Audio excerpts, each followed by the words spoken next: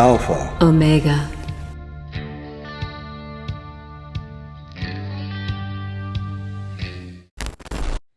Aha, we haven't talked about the magical wars lately. Hollywood being exposed at the Golden Globe 2020 was epic. It looks pretty positive for us lately. I'd like to have your opinions on this. Oh, sure. I'll be happy to talk about it. We are smack dab in the middle of a magical war, and we are invaded by demons like you wouldn't believe. They have been pouring through, and they've got a foothold here. Okay, take for example, I mean, this is like classic. I've been telling people for this for months and months and months at our morning rituals. We're invaded by demons. Many of our leaders, politically, industrially, even spiritually, all of these leaders, not all of them, but many of them are demon possessed. Yes. And are being motivated and moved by these demons without even realizing it. They're not completely unaware of it. But right now, there's an incredibly great example of this. Yes. Go watch again the State of the Union message. But instead of watching Trump and his speech, watch Nancy Pelosi behind. Oh, yes. She becomes more and more and more agitated. By the end of the speech, she can't control the demon at all anymore. It's totally controlling her. Yes. She's doing things that make her look so bad that if she were consciously aware of what she's doing, there's no way she would be doing that. I mean, come on. How many times does she have to see herself lick her dentures in public on camera before Right. she starts figuring out that the poly grip she's using is It's not out? working. It's, gosh.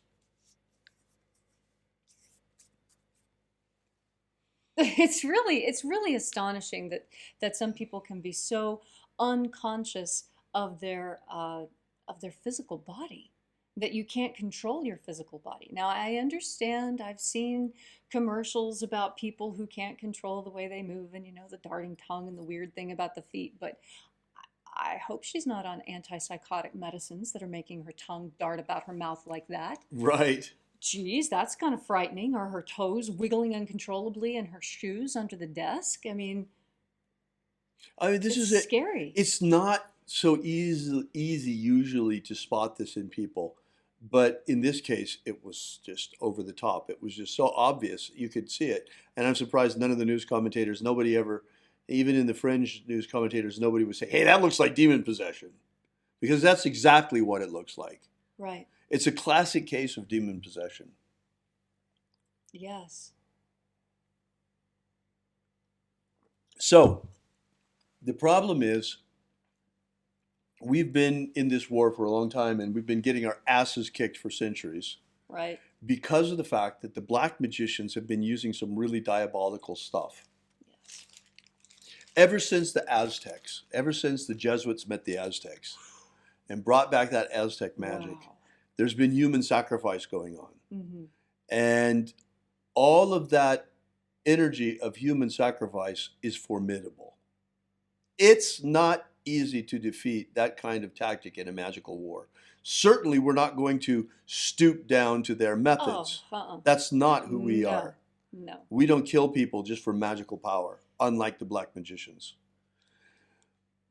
But what's very interesting, it was just a theory a couple of years ago, but it sure looked like the best way to counter the power of demons is with the power of the greatest exorcist who ever lived, Jesus of Nazareth. Yes.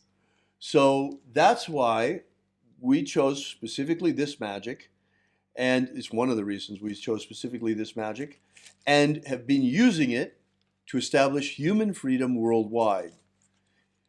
In this way, we are not fighting against the black magicians. We're not fighting against the energy of human sacrifice that they're throwing at us. Right. But instead, we're using the energy of the sun itself. Yes.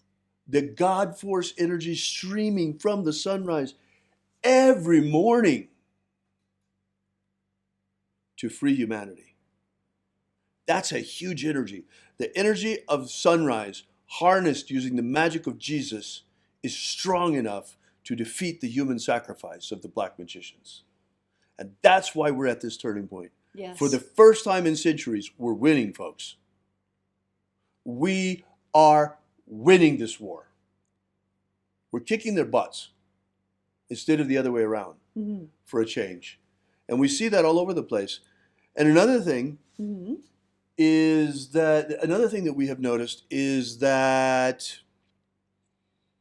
everything that we have asked for in the morning rituals has happened. Yes. Every single thing. Yes.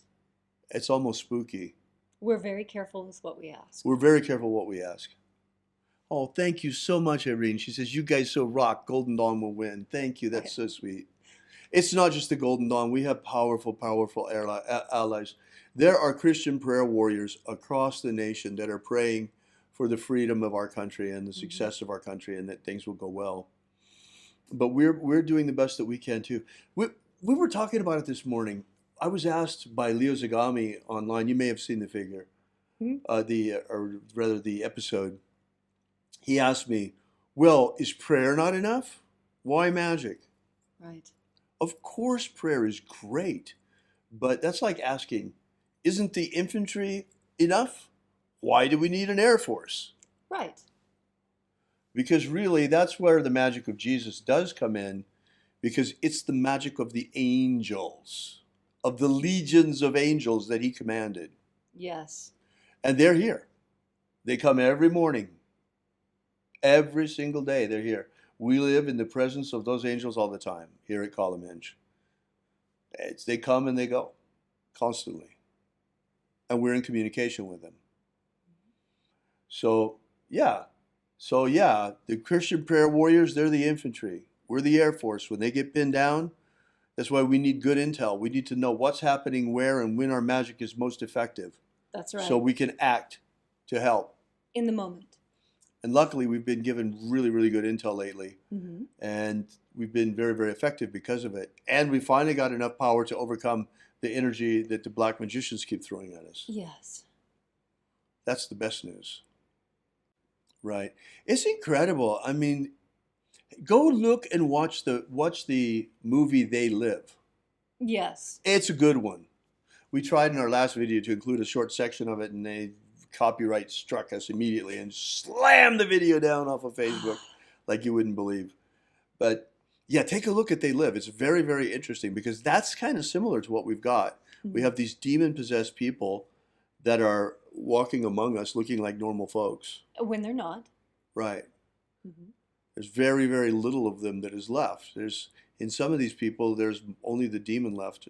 And you can really see it in those people. And some of these people, most of the time, they have the demon under control. But in extreme circumstances, like what happened the other night with Nancy Pelosi was not in control at all. The demon was in control of her. Absolutely. She was being ridden right there in front of us. Right. Now that's something that's very different too. This concept of being ridden actually has no place in high magic. Right. This is a voodoo concept, folks. The voodoo practitioners use magical methods in order to be ridden by the lower, where they lose control completely and the lower are just manipulating them. They become totally the instrument of the lower. Right. Well, the Golden Dawn actually prohibits this. Yes, specifically. Specifically, that we swear not to put ourselves in such a passive state that one will lose the power of their will in the moment. So they were thinking more about mesmer and that sort of thing at the time. Right, right. But it fits very well with the voodoo craze that's going on. Was going on. Was going on in Wicca, especially. Yes, especially in Wicca. Yeah. And it's really because they have this concept in Wicca of drawing down the moon and drawing down the power of the goddess and the god. Well, that's fine if what you're doing is using a technique like the Assumption of God forms in the Golden Dawn. And then at the end of it, you take them back off. But these people putting on these God forms and never taking them off, and they're doing it not like we do, interacting with the God forms, but they're doing it like the voodoo practitioners do, allowing themselves to be ridden. Yes. Causing all kinds of problems. Yes. And it's really leaking out into Wicca and causing problems because They don't understand that, and I'm going to let a little secret slip. Almost all the founders of Wicca were Golden Dawn practitioners. So there's so much Golden Dawn magic in Wicca that if you were ever to pick up a book and start going through it, you'd say, oh, well, this is that, and this is that, and this is that, and this is that. Why did they just change everything? Why didn't they just do Golden Dawn? And you've got two layers of influence. You've got the Crowleyan influence, unfortunately, Golden Dawn information filtered into Wicca through Crowley, but you also have Dion Fortune's influence. Yes, and Dion Fortune was wonderful. She very carefully went through with a fine-tooth comb and picked and teased out all of the influences of Crowley as much as possible. And that influence, which seemed too deeply ingrained, she showed how it was not only fully borrowed, but it wasn't even his idea to put it in there. Many of the greatest ideas that what's-his-name had were actually, of course, stolen from people that he worked with. And that's the other thing we always recommend, is that when you learn something, you take the time to tell people where you learned it. Right. Because unless you start talking about, well, with people who are interested, of course. When you start talking about, well, I do Golden Dawn magic and this, that, and the other with select people, which you can do. It's important that when you give them an idea, that you give them a name that they can go to, so that if they decide that they want to do research on things that maybe you're not even interested in, you've given them something more to go on. And Dion Fortune, absolutely incredible woman. She was a formidable force in at least 3 different magical traditions that I know. Also, she brought very much psychology to magic. Yes, she did. And was a profound influence on Rigardi. Yes. Rigardi, after his split with Crowley, oh gosh, you probably have heard about this, but I've never told the story on camera before, so I actually will tell the story now. Israel Rigardi, as a very young man, went to become the personal secretary of Aleister Crowley. And while he was there, of course, he wound up getting raped by Crowley, and a whole lot of things happened, and wound up with Stockholm Syndrome. And by the time, like so many people in sadomasochistic relationships. Oh, yes. And then at the end, when the whole thing, Crowley basically threw him out on his ass. He just had enough of him, and see you later, goodbye, whatever you're going to do, I don't care. Right. And after that, Rigardi was crushed. And he spent about 6 months recuperating in the home of Dion Fortune. So that was where he first came into contact with the psychological side that was to affect him so profoundly, in addition to the Golden Dawn. Rigardi came into contact. Rigardi, right, came into contact through Dion Fortune. Yes. Right, with the psychological material. And that eventually wound up with Rigardi becoming a chiropractor, as a doctor of chiropractic, as well as a Reichian therapist. He was working with the ideas of Wilhelm Reich, which is quite fascinating, by the way. Oh, yes. SCIFER, Frater Archimedes, says, I'm assuming that questions asked are only to be about neo-magic only. What is neo-magic? That's a good question. Yeah. Neo-magic. Are you talking about the Matrix? Or New Golden Dawn, Neo Golden Dawn? By the way, I'm really glad that this came up. This is quite interesting. Karen then says neo-shamanism. Yeah. We're really not sure what he meant. I'm sure he'll clarify for us what the question actually was. But it's interesting because Leslie and I were just talking about this just before we came on camera. In class, yes. Yeah, because we've been really very much at a loss to describe what it is that we do outside every morning in our daily ritual. Mm-hmm. Because it certainly looks like nothing of Christianity that we've ever seen before. Right. And yet, it comes from the original Christian sources. So, in fact, it's archaic. Yeah, it's archaic. It's the magical bit that was repressed in the 3rd century and gotten rid of, and they didn't want it, and now it's back. Right. So... what else came back? Right. So what's interesting is we finally came up with the right name, because in the neo-pagan community, we've had neo-pagans and neo-shamans, and Neo-pagans, what they have done is that they have studied ancient ritual practices of Yes. ancient pagan cults, and they have revived them. Yes. They're revivalists.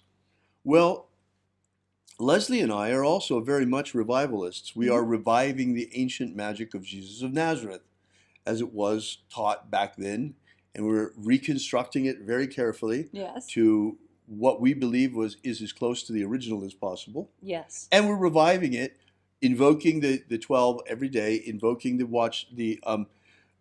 12 watchers every day, and invoking all of the energies of the treasury of light every day in order to really activate again the magical egregore before we start communicating the baptisms of the system on a wide basis. Right.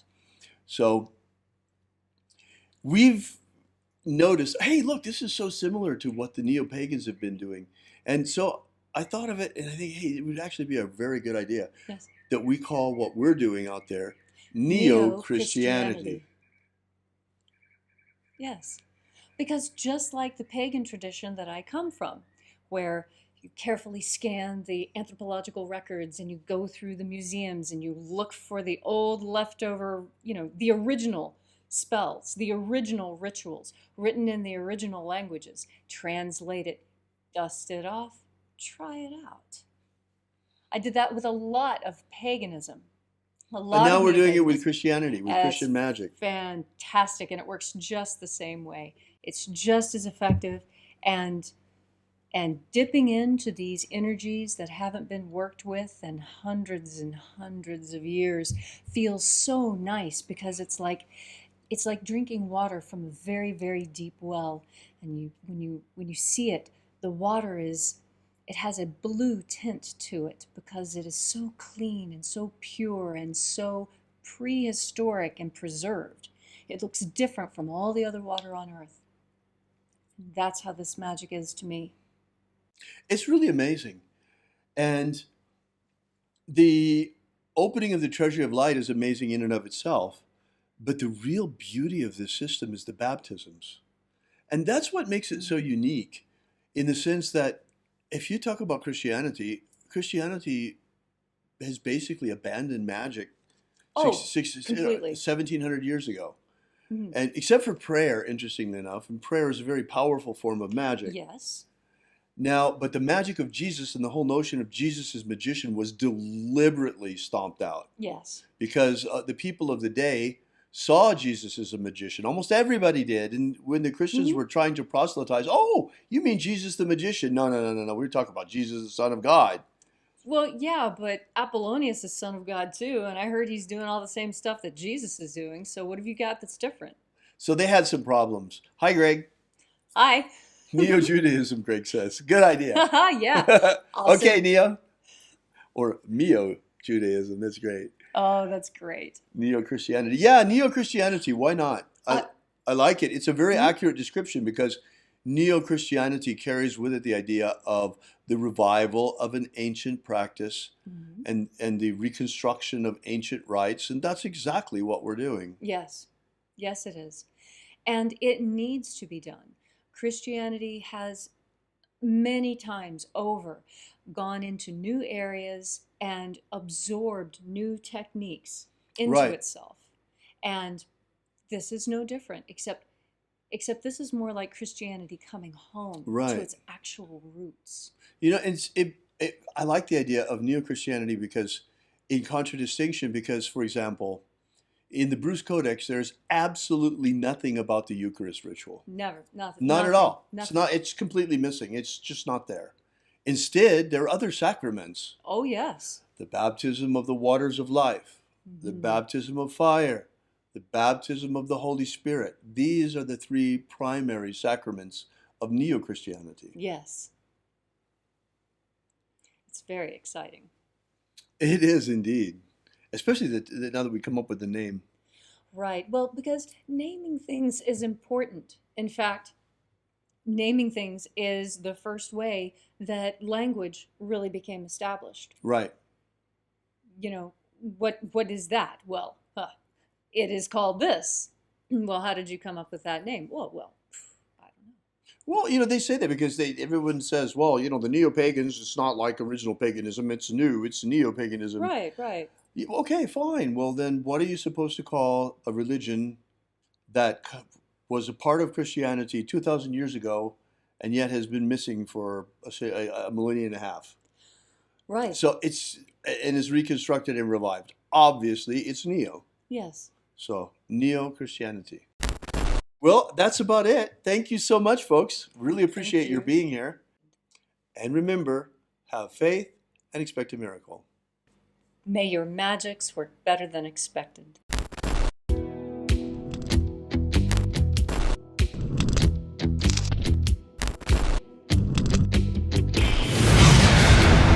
Yesterday we released this brand new ebook, Was Jesus a Magician? Give you the basic background of the rediscovery of the lost books of Yahweh, how it happened, why they were repressed, why it is that the magic of Jesus was nearly destroyed and wiped from the face of the earth, and the miracle by which it survived. How we only have one precious manuscript of this ancient knowledge, and that's truly all there is left. Well, maybe in the Vatican they have it, but they're not about to give us that to fill in the little gaps that we've found. So be sure to make sure you download this. You don't want to miss this. You can get it for free for now at thesecretsofjesus.com. Thesecretsofjesus.com. Are you familiar with the Rosicrucian with what's his name? He's popular in the States. He's the president or the Emperor. Imperator. The president. Emperor. Imperator. From the Golden Dawn. What's his name? Oh. David Griffin holds this position as Emperor. Imperator. David Griffin. David Griffin. David Griffin. David Griffin. David Griffin. Have David Griffin. I saw an email yesterday that he sent out about, there's a magical war going on. The Mage War. Demons of the infernal realm. I'm all of them. There is really a magical war going on. The Mage War. There is a guy called David Griffin who is heading all these magicians. David Griffin is S.L. McGregor Mather's present successor. David Griffin. David Griffin. David Griffin. David Griffin. I'm Golden Dawn Imperator David Griffin. David Griffin. David Griffin. David Griffin. David Griffin. Now David Griffin. There's a magical war going on. So there is really a magical war going on. Alpha Ωmega